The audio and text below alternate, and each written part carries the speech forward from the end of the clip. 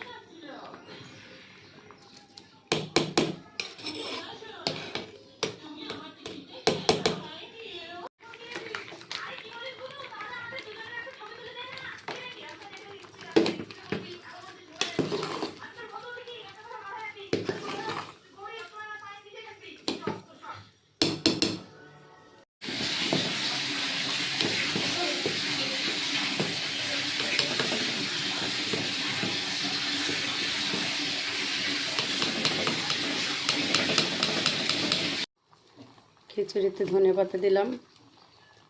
খিচুড়ি রান্না হয়ে গেছে, এখন পেঁয়াজ রসুন দিয়ে বাগার দেব।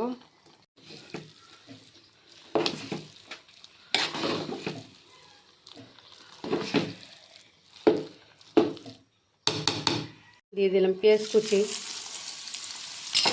রসুন পেঁয়াজ বেশি করে না দিলে কিন্তু ভালোই লাগে না, তো দিয়ে দিলাম এই যে রসুন বেশি করে। রসুন বেরেস্তা করে তারপর আমি খিচুড়িতে দেব।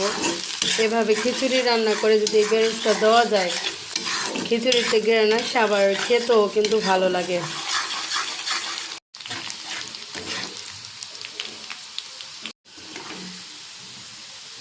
এর মধ্যে যে আমার পেঁয়াজের বেরেস্তাগুলো ঢেলে দেবো।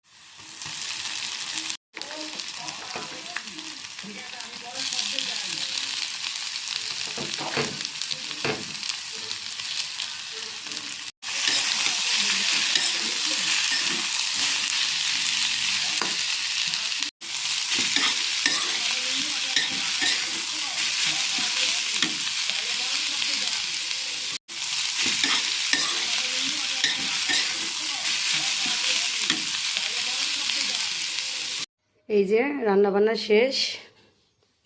এই যে খিচুড়ি, ডিম ভুনা, লাল মুরগির তরকারি, আর এখানে আছে কলই শাক ভাজি।